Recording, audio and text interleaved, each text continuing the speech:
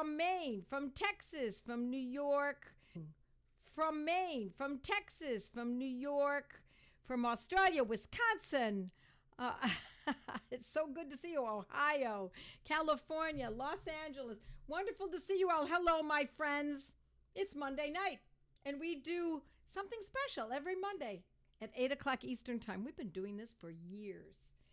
I don't miss a Monday. Well, I mean, we've had some technical problems in the past, but generally speaking, I'm here 99.9% of the time. I'm here to do one thing and one thing only, and that is to teach you what I know about homeopathy so that you can use it for your family and for your community. So welcome, friends. For those of you who don't know me, my name is Joette Calabrese, and I'm a homeopath. I've been practicing for 35, 36 years. I've been studying for even longer than that. I've been studying natural health for over 40 years and nutrition, etc. But I'm not a nutritionist, my friends. I am a homeopath through and through. I'm a homeopath. And so for those of you who already know me, welcome. It's great to see you all. You like my new haircut? Thank you, Noreen. You're so sweet. You're always here with me. You're an old friend. It's nice to see you. And Noreen, one of the things I noticed about Noreen first, when she first came to my classes, that we have the same hair color. We're very close in age and the same hair color. And we appreciate that in each other, don't we? So, hi, friends. So tonight we're going to be talking about a particular subject, which I think is kind of interesting. It seems a little odd, but I'm going to make it work so that you understand why I would go ahead and teach something as strange as this may seem, this condition. And then I'm going to go to my mighties, and we're going to talk about something else, something, a question that somebody had that was brought up, and I'm hoping that she's with us tonight. If she isn't, then I can guide her. But at any rate, people ask questions. They send questions into my office and to my blog sometimes and to my staff, and I don't like to answer to one person. If someone has an interesting question, and most of your questions are interesting, so when I see an interesting question, I want you all to get the benefit of the answer. To answer one-to-one makes no sense to me. This is our forum, and I'd like for it to be able to be shared. So tonight, we are going to talk about misophonia. Misophonia? Why would we even talk about something that's so strange or seemingly so strange that who would even have a disease called misophonia? Well, first, let me tell you what it means. Miso means hatred of, and phonia means sounds, hatred of sounds, or disdain of sounds. It doesn't have to be an actual hatred. It can be a disdain or discomfort as a result of sounds. So I'm just going to read to you, what they say online. Misophonia is a condition that causes people to have an extreme reaction to certain sounds or stimuli. It's not just sounds. Even though you would think it's sounds because of phonia, it can actually be other kinds of stimuli, such as sensations, feelings of clothing, like labels on the back of shirts, etc. The sounds, especially, though, of someone's chewing or someone breathing. People with misophonia may experience strong emotions that are associated with the sounds. And the emotions might be anger, disgust, panic, and may have difficulty distracting themselves from the sound. So, this sounds like something that to a certain degree, don't we all have that? Is this not something that is, from time to time, it's hard to listen to someone chewing? Or we might notice the next door neighbor is playing their music too loudly. Or the sound of a fan turning. Now, I have to say that I'm kind of sensitive to sounds. I really don't like the sound of motors running all the time. So when we have a fan in our bedroom, and if there's even a hint of a motor, I just won't run it.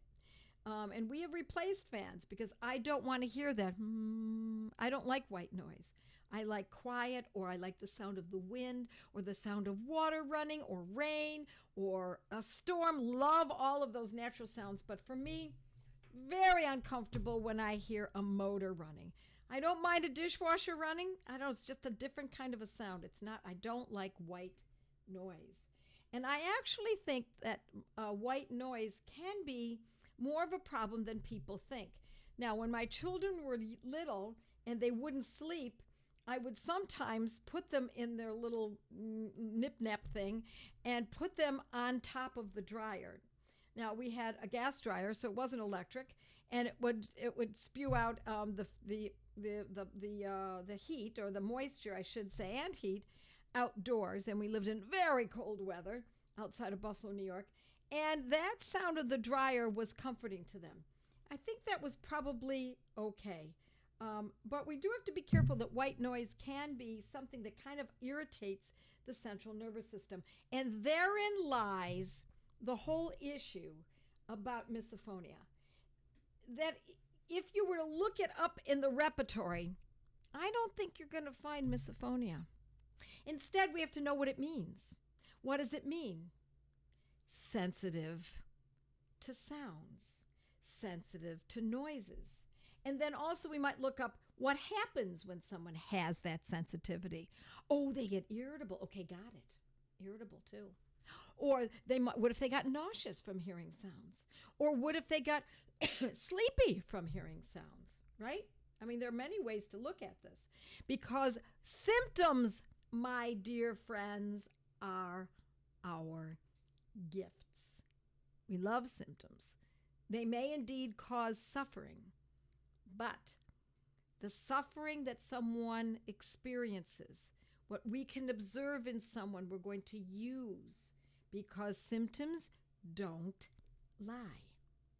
Symptoms are real. They're a perfect representation of what's going on in the body, whether we're talking about a human body, a chicken, a dog, even plants.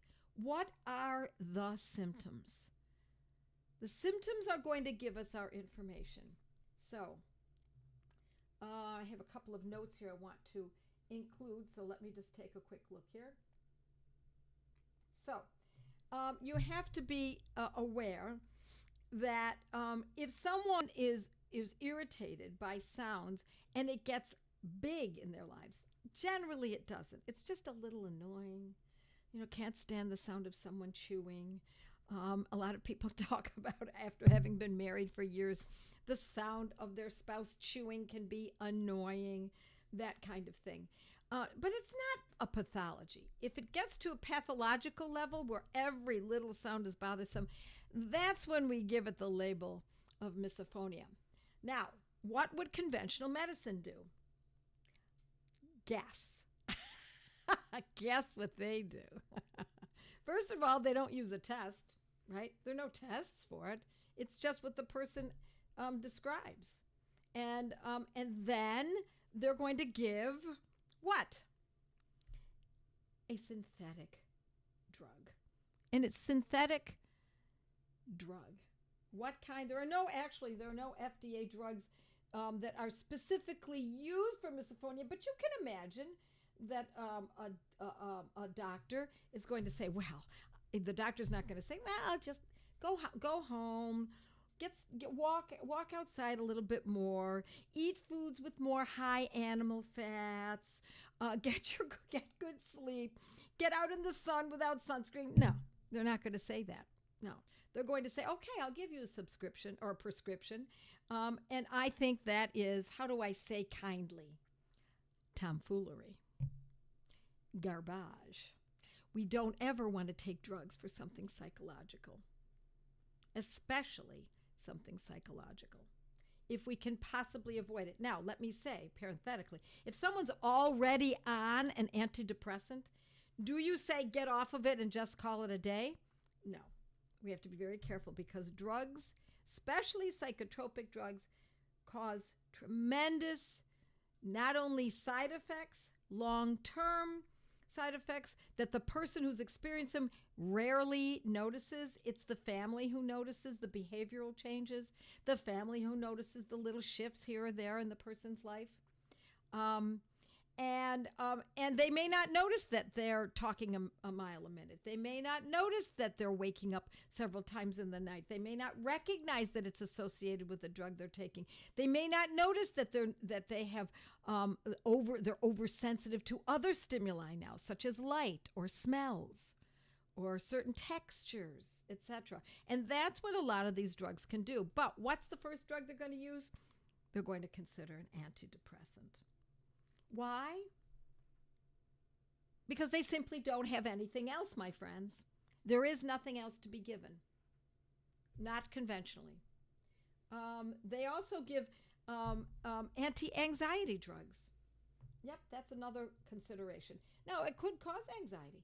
This misophonia could cause anxiety. Hence, what do they do? They're going to give an anti-anxiety drug, and it's going to drive it to a deeper state. Antipsychotics. Oh, yeah, they could give that as well. Beta blockers are used for misophonia. I'm sorry. Tomfoolery is the perfect word to describe this kind of. Prednisone. Love it. Brilliant. Brilliant, my friends. Then we've also got, I've got some other ones here. How about ecstasy in tablet form?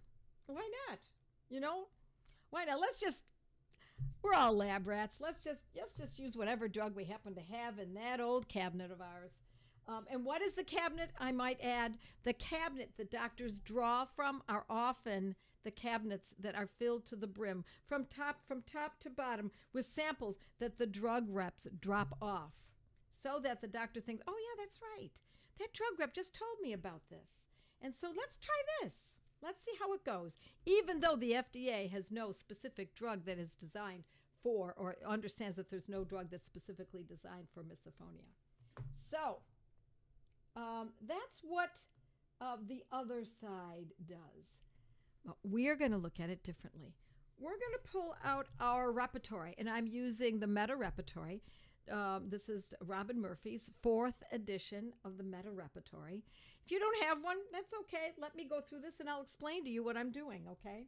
I'm going to page 232 at the very bottom. If you happen to have this book, then you might want to follow along and see where I'm going with this. Now, I'm not using the term misophonia. And that's why a lot of people say, well, I looked and I just didn't find it in there. That's because you must understand that when you use the repertoire, you're going to look for synonyms. What's a synonym? Or what's another way to describe misophonia? That oversensitivity to sounds, and that could also be a sensitivity to stimuli in other aspects of the person's life as well. Well, how about just looking up the word sensitive? In the mind section, we're looking under the word sensitive. Yeah, it describes it, doesn't it? Why not use that?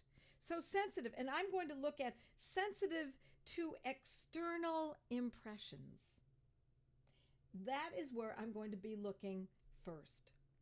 External impressions, because misophonia, if the person is suffering from any noises bothering them, but you know what? Also our smells are bothering them. And what else is bothering them? Every little sense against their skin. This fabric doesn't feel well. That label is uncomfortable. All of those kinds of sensitivities are uncomfortable. The feeling of having shoes on. They can't stand to wear underwear. They can't, etc., etc., etc.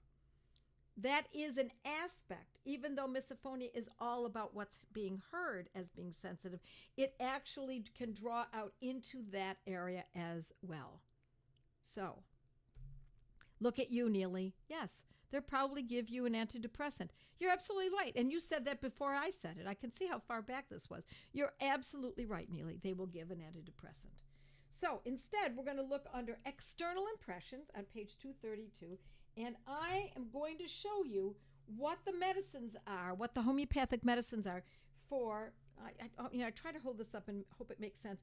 You're going to follow my index finger. I'm going to tap it so you can see this rubric right there. See that right there? Let's get it so you can see it really close. External. See, I'm under the mind section. External impressions. Now, we can look under noise, sensitive to noise too. But I thought, let's just look at only this rubric alone, okay? Which is kind of interesting. Now, Alice says, I have the 3rd edition. It'll still work. I'd be very surprised if you're not going to, it just won't be the same page. That's all. Okay. So, external impression to all. The first medicine that I see here that catches my eye, that is bold, is Coffea. Coffea cruda.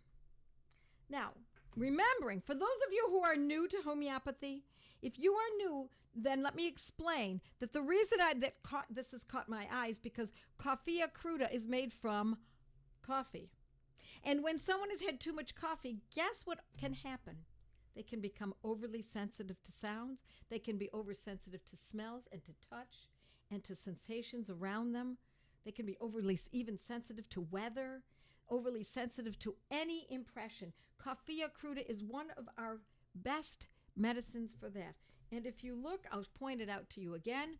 See, Coffea. Let's see, I'm hoping I can get it so that you can. Right, there's Coffea. I'm sorry, I'm trying to do backwards, upside down, and inside out. And then we also have listen, mercurius, phosphorus, and those are the main medicines. Now, if the person drinks a lot of coffee or drinks even a little coffee, but it's a lot to them, maybe 2 cups, this can lead us to believe that maybe they're being overstimulated. But perhaps they drink Coca-Cola, a cola that has something in it that is too stimulating.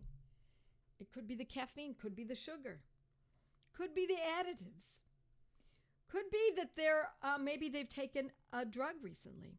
Maybe they just had surgery. And they're thinking, oh, surgery, that's nothing. I'm sorry, my friends. Surgery is a big deal. You save surgery. This is a parenthetic little discussion here. Surgery is a big deal. It's as though your body has been through World War II. Well, World War III, for that matter. People take it with a grain of salt, but surgery is a big deal because first you have to have invasive tests. Then that's followed by something for nerves, for anxiety. Then it's followed by perhaps an antibiotic, an antibiotic. And then general anesthesia, if not local, perhaps even both. And then then there are reactions afterwards. So then there are steroids and more antibiotics. Am I missing anything? There are others as well. What if the person is nauseous? Then they give a drug for that. What if they're in pain from the surgery? Then there's an analgesic. Besides the general or the local anesthesia. There is a lot that goes into surgery. And so afterwards, the body has to clear out all of those. Oh, let's be really kind. Okay, let me be really generous here. Substances. I won't call them what I really think they are, but we'll call them substances, okay? These are all substances that the body was never intended to be able to process. In fact, up until about 50, 100 years ago, there was no such thing. People used plants.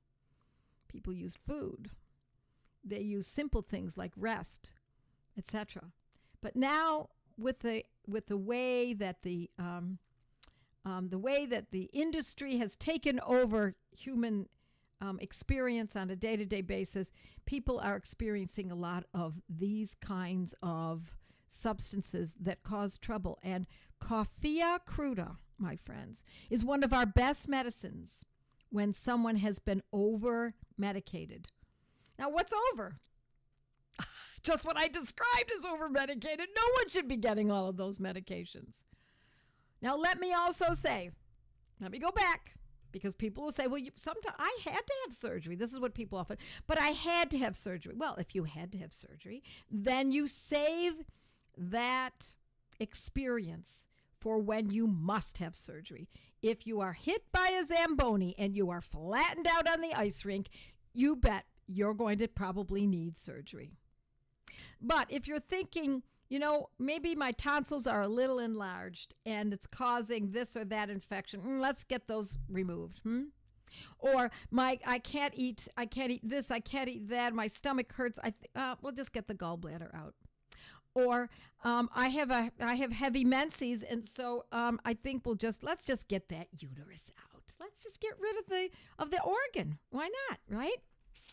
That's the kind of thinking I want us all to rethink, because homeopathy is a medicine that can often, it's not 100%, but it can often uproot conditions that many people believe surgery is the only answer for. Now, I've gone off on a tangent, but I want you to remember that when these things happen and someone goes for surgery because they believe it's the only thing that can be done, and then they get all these meds, and then because of the meds, they get into a state that might cause them to need a homeopathic medicine such as Coffea cruda, then they could get into the next disease. Now they have misophonia. Now every little thing is overstimulating. They can't stand the way clothing feels on them. They can't stand the sound of this or that. It's so irritating. Their central nervous system, their whole body, their whole being is disrupted. How is it disrupted? In the case that I just gave you, my friends, the disruption is coming from the big disruption, which was likely the drugs and the surgical procedure. And so, if someone were to come to me and say that they were diagnosed with this condition, misophonia, and I would have them put together a timeline, and they explain that, yes, indeed, they had surgery about 6 months ago, a year ago, 2 weeks ago, whatever it might have been. And around that time, that's when this all began. Then I could pretty much guess I know how this potentially has presented and how it developed into something as uncomfortable and as noteworthy as extreme misophonia, in which the next drug would be administered. Now, I don't want to stop at Coffea, because even though it's an excellent medicine to consider for something like this, but we also have another medicine that's quite prominent here too, and that's phosphorus. And phosphorus is a great medicine for people who are sensitive in general. They're sensitive to lightning and thunder. They're sensitive to other people's sufferings. They're sensitive to the smell of flowers. It might not even be a bothersome thing. It might simply be that they are sensitive to even pleasant smells.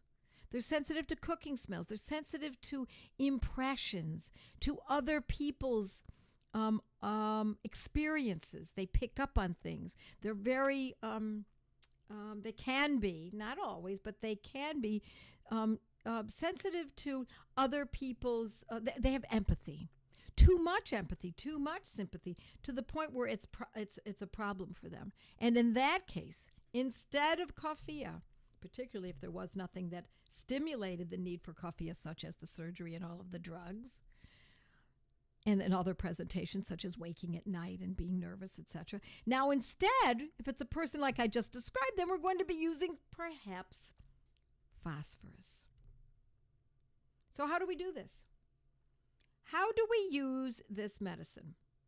Well, we use it generally in either a 30 or a 200.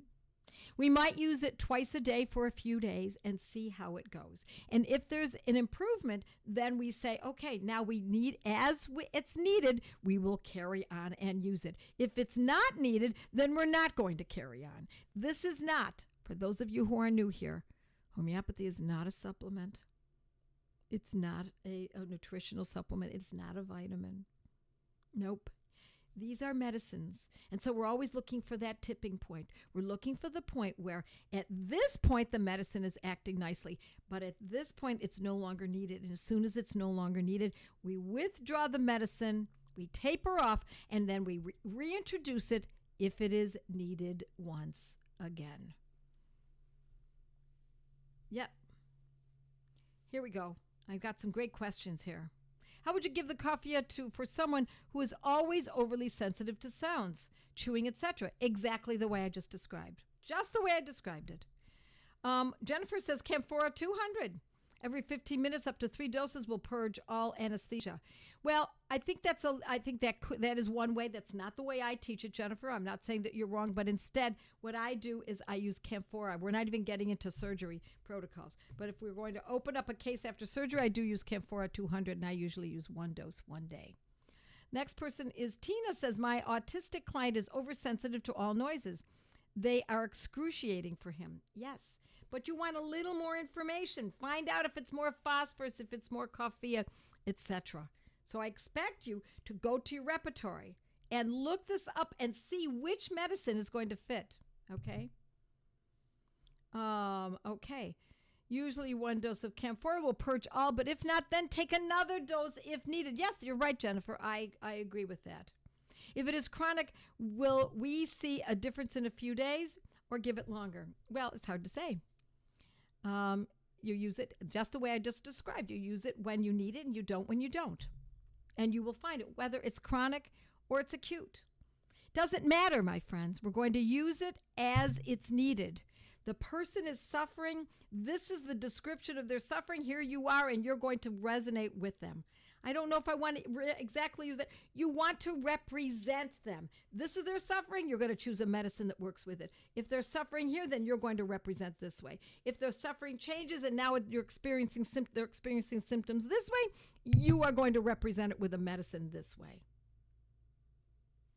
A dear friend of ours, Alice says, stayed with us for several months on and off, had this misophonia so bad that I used paper plates and bamboo cutlery so that he wouldn't suffer from the noise of us eating dinner.